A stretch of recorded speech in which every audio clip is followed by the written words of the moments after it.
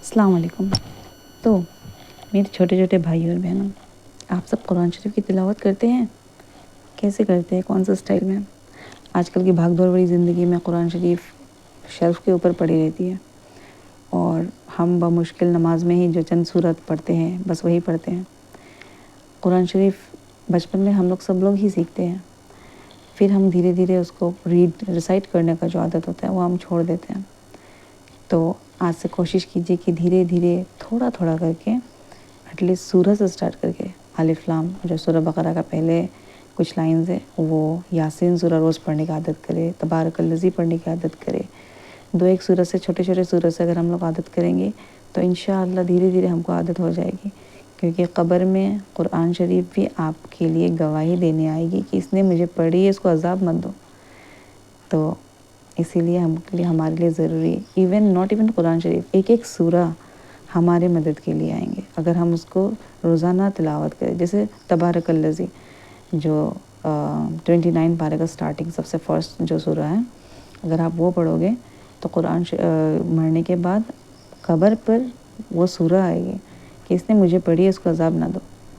तो सोचिए कितना खूबसूरत चीज़ नहीं है?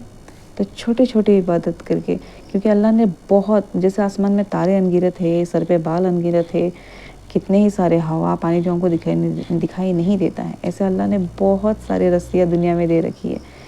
किसी एक को ही थाम लीजिए, चाहे तौबा कीजिए, चाहे कोई एक जिक्र कीजिए, चाहे अल्लाह अल्लाह अल्लाह ही कहिए, लेकिन आपको अलॉन्ग विथ नमाज फ़र्ज़ है, आप नमाज नहीं छोड़ सकते। जो 5 फ़र्ज़ है उन 5 फ़र्ज़ के बाद, क्योंकि वो तो आप पर फ़र्ज़ है, लाजमी है, करना ही है, तो उन 5 फ़र्ज़ के बाद जो रस्सियाँ होती है, तौबा की रस्सी, अस्तग़फ़र करने की, अल्लाह का नाम लेने की, ज़िक्र करने की, नबी पर दुरूद शरीफ भेजने की, ऐसे और कितने ही सारे ख़त्म यूनुस है और भी सारे ख़त्म है, ख़त्म इब्राहीम है।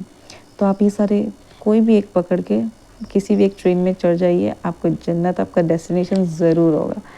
तो गौर कीजिएगा इस बात पर और प्लीज़ शुरू कीजिए, तस्बीह कीजिए। और हाँ, सबसे इम्पोर्टेंट, मोस्ट इम्पोर्टेंट थिंग, एक पत्ता नहीं हिलता अल्लाह के हुक्म के बग़ैर, तो आपके ज़बान से तस्बीह कैसे निकलेगी अल्लाह के हुक्म के बग़ैर? इसलिए प्लीज़ कुछ भी चीज़ स्टार्ट करने से पहले अल्लाह से दुआ कीजिएगा। दुआ ये कीजिएगा कि अल्लाह मुझे तौफ़ीक़ अता फ़रमाए कि मेरे ज़बान से आपकी तस्बीह, अस्तग़फ़र, नबी पर दुरूद निकले। मैं गारंटी देती हूँ कि निकलता है। आप एक दिन ट्राई कीजिएगा कि या अल्लाह मुझे तौफ़ीक़ अता फ़रमा अस्तग़फ़र करने की, या फिर अपने मन में बस इतना कीजिए कि अल्लाह मेरे लिए जो बेस्ट सूरह हो ना, वो प्लीज़ मेरी ज़बान से निकाल दीजिए।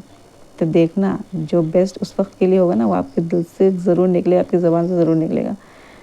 तो ट्राई कीजिएगा ज़रूर। हाँ, अस्सलाम वालेकुम।